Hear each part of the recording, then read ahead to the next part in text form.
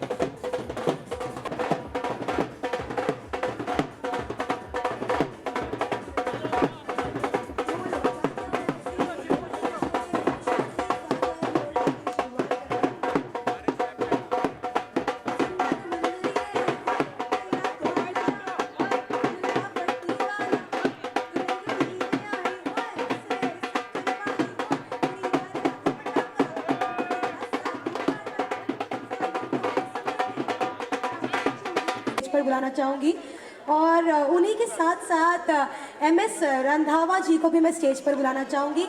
एक बार इन सब के लिए जोरदार तालियां हो जाए। And thank you so much once again mister Manoj for joining us here this evening. Thank you.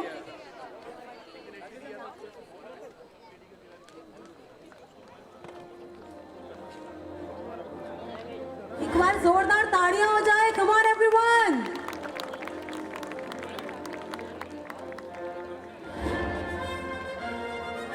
Manoj ji, हम आपसे पूछना चाहते हैं कि लोहड़ी के बारे में तो आपने सुना ही होगा।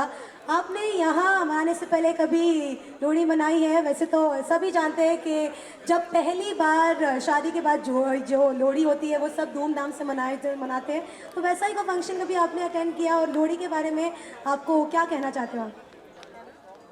सबसे पहले तो आप सबको लोहड़ी दी लाख लाख बधाइयाँ।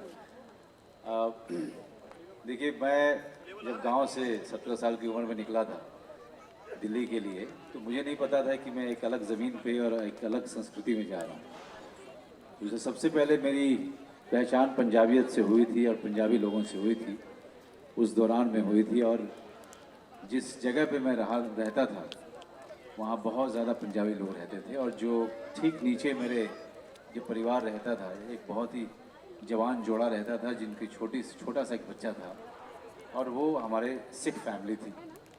तो उनके घर आना जाना काफ़ी रहता था। तो उन लोगों के कारण आपके संस्कृति से, आपके ज़मीन से जुड़ने का मौका मिला। और करीब 10 साल जो दिल्ली में रहा वो मैं कहूँगा कि पंजाबियों के बीच ही गुजरा। और आज भी जो है, आज मैं आपके प्रोग्राम को देख करके, और सप्रा साहब का सबसे पहले बहुत बहुत धन्यवाद कि मुझे इस संगत में बैठने का मौका दिया।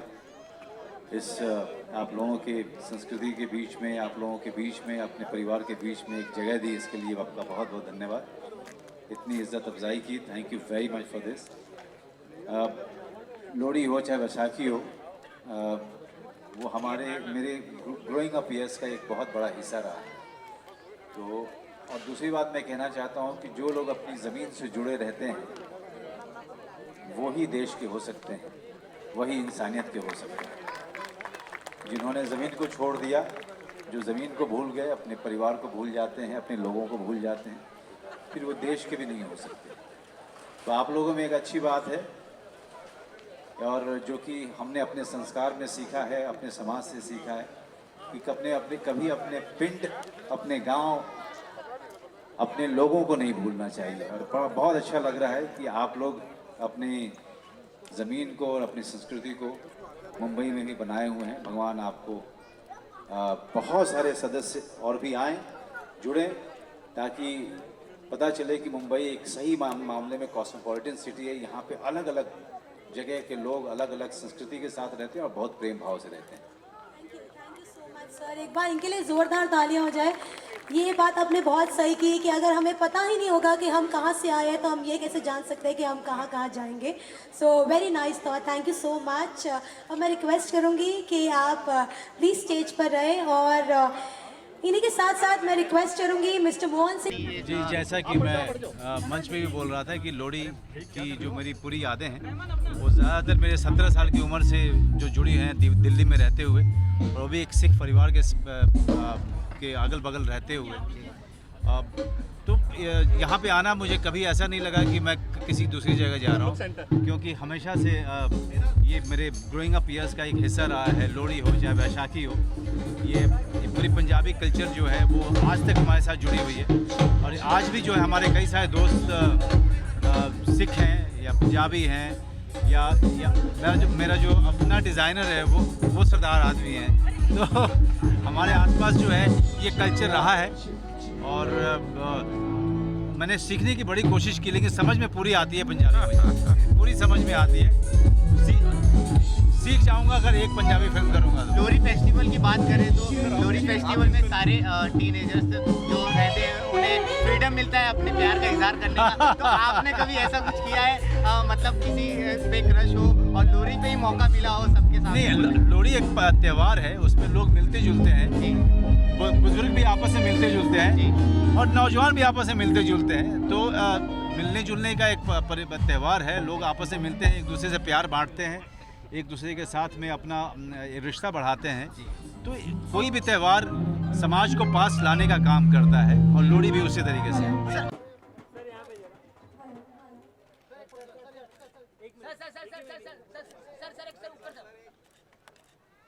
सत श्री अकाल।